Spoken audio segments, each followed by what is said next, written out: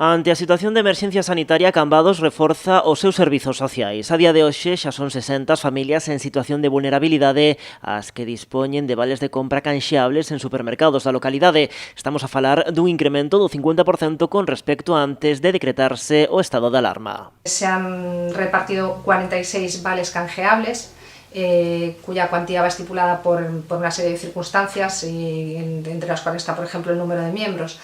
A mayores de estas familias que ya formaban parte antes del programa de alimentos, pues en estas últimas semanas pues, se han hecho 24 repartos más en especias entregados en los domicilios, entre los cuales, además de alimentación y productos de higiene, pues entran medicinas, entrega de mascarillas, incluso en alguna ocasión algún termómetro, y todas las cosas que puedan necesitar estas personas para no salir de casa. Tamén se mantén o servizo de axuda no fogar para o 60% dos beneficiarios que tiña, porque o resto renunciaron a él de xeito temporal por pasar a seren coidados por familiares. Ademais, a través da Xunta, o Concello está valorando entrar nun servizo temporal e extraordinario de axuda no domicilio. Es temporal y extraordinario en el sentido de que es para personas con que cumplan unos determinados requisitos y derivados, por supuesto, del COVID-19, ¿vale?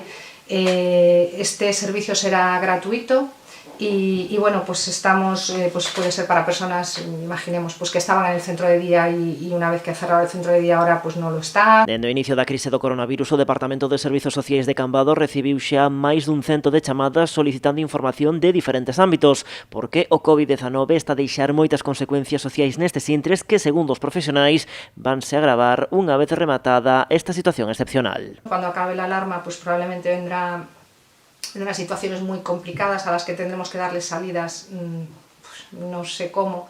Estamos recibiendo muchísima información diaria que apenas tenemos tiempo para asimilar, para luego a nosotros a su vez dar información certera.